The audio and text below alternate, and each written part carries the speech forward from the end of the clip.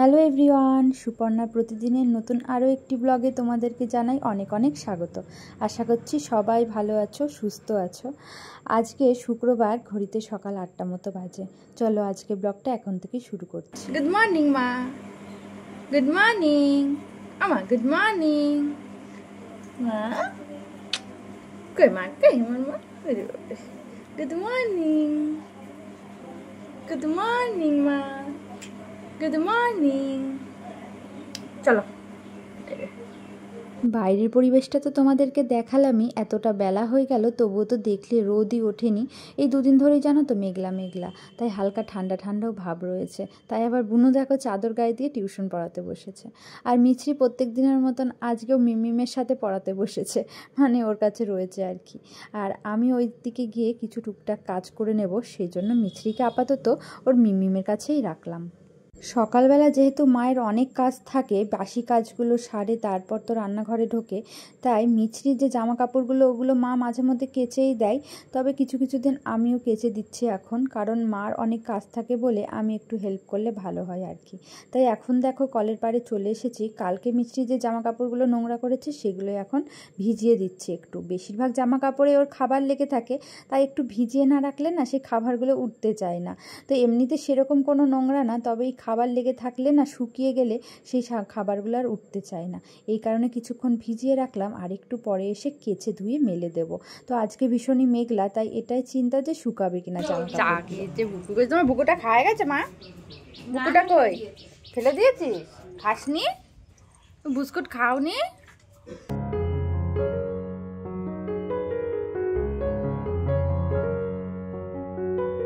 জামা কাপড়গুলো বেশ কিছুক্ষণ ভিজে গেছে, তাই এখন এগুলো ধুয়ে মেলে দিচ্ছি। যদিও মেঘলা মেঘলা, জানি না কতক্ষণে জামা কাপড়গুলো শুকাবে। তো যাই হোক, মেঘলা হলেও না রোদের একটা আভাস আছে, মানে দেখবে একটা রোদের টান আছে যেটাতে জামা কাপড়গুলো না শুকিয়ে যায়। চলো জামা কাপড়গুলো মেলে দিই। ওদিকে আবার মিছরির খাবারটাও মা তৈরি করে রেখেছে, ওটাও খাইয়ে দিতে হবে।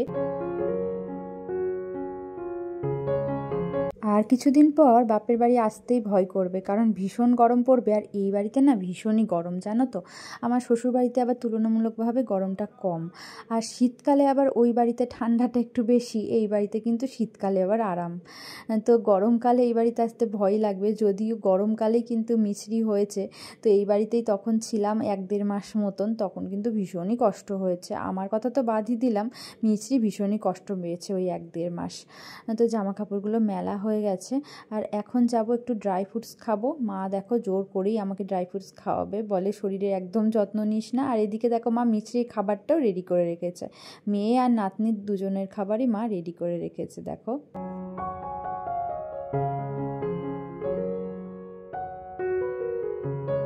আজকে ভাই বাজার থেকে লাঠা মাছ না শোল মাছ নিয়ে এসেছে। মিছরি যে কদিন এই বাড়িতে থাকবে সেই কদিনই না জ্যান্ত মাছ আনা হবে, মানে যখন মাছ আনবে জ্যান্ত মাছই নিয়ে আসবে। তো আজকে মাছটা জ্যান্ত ছিল, আর মা না জ্যান্ত মাছ কাটতে ভয় পায়। আমাদের বাড়িতে জ্যান্ত মাছ সবথেকে ভালো যে কাটে সে হচ্ছে আমার বোন। বুনু জ্যান্ত মাছটা সবসময় কেটে দেয় মা, কারণ মা কাটতে ভীষণ ভয় পায়।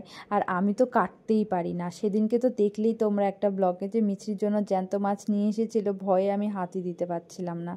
তো যাই হোক, আজকে মা দেখো আলু পটল দিয়ে একদম পাতলা করে মাছের ঝোলটা করবে।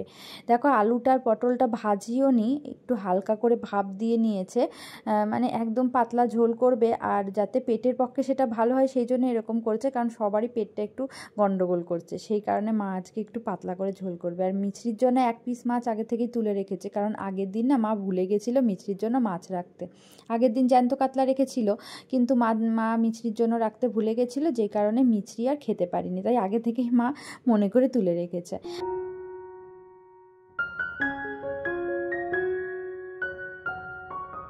প্রত্যেক দিনের মতো মিছরি এই টাইমটাই ঘুমালে আমি টুকটাক কিছু যেমন কাজ করি, আজকেও তাই একটু কাজ করতে আসলাম। মা ওদিকে রান্নাটা করছে, আমি তাই ভাবলাম যে সকালবেলা বুনু টিউশন পড়িয়েছে, তো এই বারান্দার এই বিছানাটাতেই মানে পড়াই।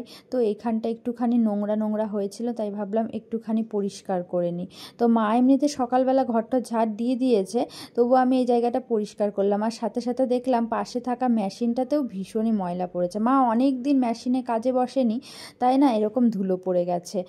তো অনেক দিন ধরে মা বলছে যে কিছু সেলাই করার আছে। আমার একটা কুর্তির পিস কিনে রেখেছে মা, সেটা আর করতে পারছে না। আর আমরা আসলে তো মা আরোই কাজে বসতে পারে না, মিছরিকে নিয়ে এতটাই ব্যস্ত হয়ে পড়ে।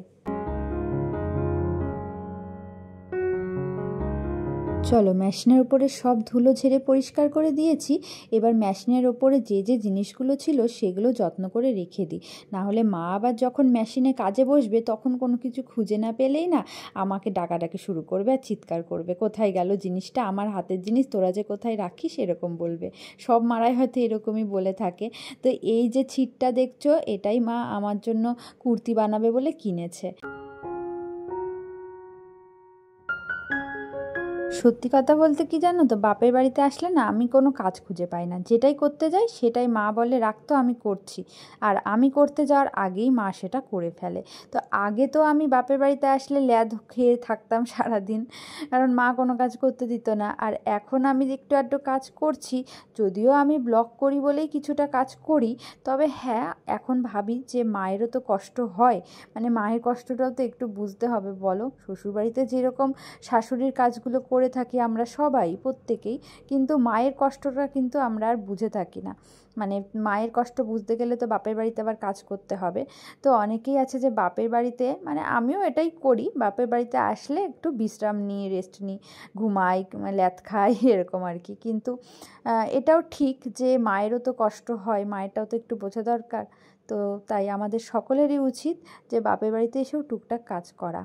তো এখন আমরা যাব একটু ব্যাংকের কাজে, মানে মায়েরও একটু ব্যাংকের কাজ আছে, আর আমি সেদিন যে ব্যাংকের কাজটা করেছিলাম সেটা ঠিকঠাক হয়েছে কিনা, মানে এখন টাকা তোলা যাবে কিনা সেটার জন্যই আর কি চেক করতে ব্যাংকে যাব। আর এদিকে আমি মিছরিকে বাড়িতে রেখে যাওয়ার প্ল্যান করেছিলাম, কিন্তু সেটা আর হলো না, কারণ মিছরির ঘুম ভেঙে গেছে। ভেবেছিলাম মিছরিকে রেখে বুনুর কাছে আমি আর মা যাব, তো তিনি তো ঘুম থেকে উঠে গেছে, তাই তাকে আর রেখে যাচ্ছি না, তাকে আমাদের সাথে করে নিয়েই যাচ্ছি।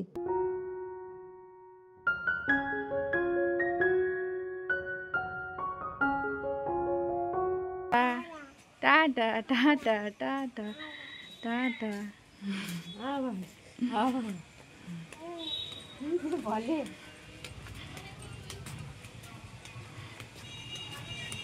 বাড়িতে চলে এসেছি, অনেকক্ষণ হয়ে গেছে, আর মিছরি দুপুরবেলা ঘুমিয়ে পড়েছিল, তাই দুপুরে খাবারটা না ও খায়নি। তো এখন এই বিকেল 4:10 বাজে, জানো তো, খাবারটা রেডি হয়েই আছে। এখন কি করব বলো তো, ওকে তো একটু খাওয়াতেই হবে ভারী খাবার না।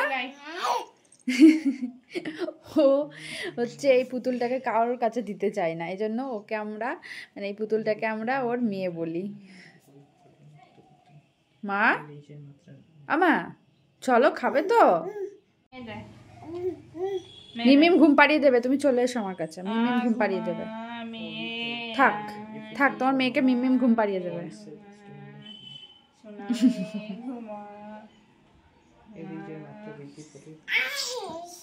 দেবেই না ওর মেয়েকে, খালি কেড়ে নেয়। চলো মা, আসো, ও মেয়েকে ঘুম পাড়াচ্ছ। মেয়েকে একদমই কাচ্ছাড়া করতে রাজি না মিছরি। মেয়েকে নিয়ে আসলে খাওয়াতে, মেয়েকে খাওয়াতে নিয়ে আসলে, মেয়েকেও খাওয়াতে হবে বাবা, ওকেও খাওয়াতে হবে, ওর মেয়েকেও খাওয়াতে হবে আমাকে, তাই নাকি মা? তোমার মেয়েকে আমাকে খাওয়াতে হবে। মেয়েকে বসাও, মেয়েকে এখানে বসাও, তুমি বসো, নাও না না, খেয়ে নাও, তুমি খাওনি তো বাবাই, ওরকম করলে হবে না, দেখো কিরকম করে।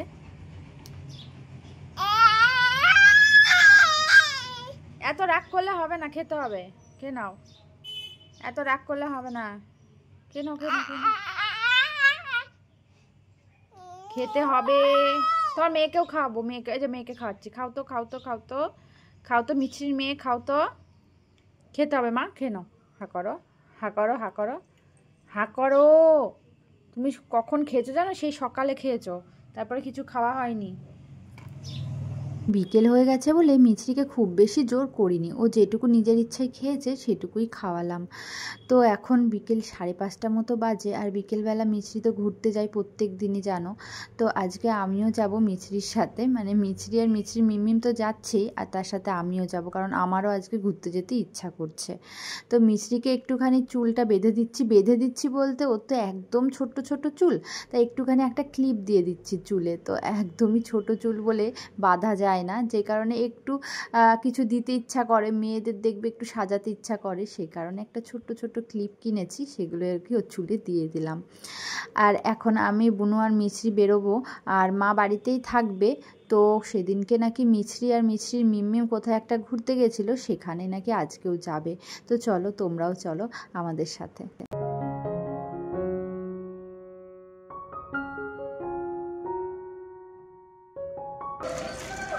মা কোথায় যাচ্ছ? গুরু গুরু বাবা, গুরু করতে গেলে খুব মজা লাগে, দেখেছো হাতটা কিরম করছে? গুরু করতে গেলে খুব মজা লাগে। হ্যাঁ মা, গালে তো মনে হয় খাবার এখনো লেগে আছে, মুখটা এইদিকে গালে। গুরু গুরু যাচ্ছ? বাবা খুব মজা। আমরা মিছরিকে নিয়ে একটু বাড়ি থেকে দূরে ঘুরতে এসেছি, আর বিকেলবেলাটা এই জায়গাটা ভালো লাগে বলে এখানে এসেছি। আগের দিনও মিমের সাথে এসেছিল। তো এই পুকুরটা এখন নতুন করে এরভাবে বাঁধানো হয়েছে, আগে অন্যরকম ছিল জায়গাটা পুরো। তো আমি তো এখানে থাকি না এখন, আর বেরোনোও হয় না সেরকম একটা। তো এখানে এসে দেখছি সব অন্যরকম হয়ে গেছে। তো বিকেলবেলা ভালোই হলো, আমারও ঘোরা হলো, আর মিছরির তো দারুণ মজা, বাইরে বেরোলে খুব মজা। তো বেশ ভালো লাগছে, দেখো কি সুন্দর পুকুরটা বাঁধানো, একদম জায়গাটা অন্যরকম হয়ে গেছে, আমি নিজেই চিনতে পারছি না। তো আমরা বেশিক্ষণ থাকবো না, আর ঝিঝি করে বৃষ্টিও পড়ছে, মানে সেরকম না আর কি, 1 ফোঁটা 2 ফোঁটা, নাহলে তো মিছরিকে নিয়ে বেরোতে পারতাম না। হাতে যে ছাতা আছে, ছাতা নিয়ে এসেছি, নাহলে জোরে বৃষ্টি আসলে মুশকিল হয়ে যাবে। তো এখন আবার এটা ঘুরে বাড়ি ফিরবো। তো বাড়ি যাওয়ার আগে দেখি একটুখানি আইসক্রিম খাবো, অনেকদিন ধরে আইসক্রিম খাওয়ার ইচ্ছা হচ্ছিলো। তো চলো। আর মিছরি বাইরে বেরোলেই মোটামুটি গান শুরু করে দেয়, দেখো ও গান করতে থাকে আ করে। আর এই পুকুরটার পাশে দেখো রয়েছে একটা ক্যাফে, সুন্দর দারুণ জায়গাটা।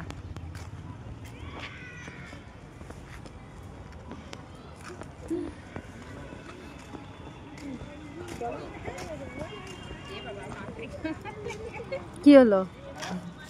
কি মাথায় খাবার লেগে? দুপুরবেলা খাবারগুলো খেয়েছে, এখনো দেখো চুলের মধ্যেও লেগে আছে। খাবার তো খাওয়া না, সারা গায়ে মাখানো। চলো। ওসব দেখাচ্ছে কি?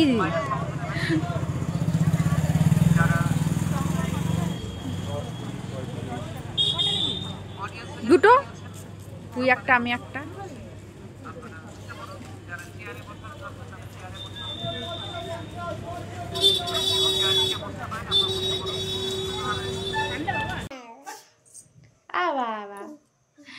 সন্ধেবেলা বৃষ্টি হচ্ছিল, আর এখন জানালা দিয়ে এত সুন্দর একটা ঠান্ডা হাওয়া আসছে না, খুব ভালো লাগছে। বাইরেটা বেশ ঠান্ডা হয়ে গেছে, জানালার কাছাকাছি বসে আছি। আর মিছরি দেখো, এখন রাত 11টা বাজে, এখনো তার ঘুম পাইনি, কখন যে ঘুমাবে তার কোনো ঠিক নেই। মা, সবাইকে টাটা দিয়ে দাও তো। এই যে বাবাই, এখন সে খেলায় ব্যস্ত।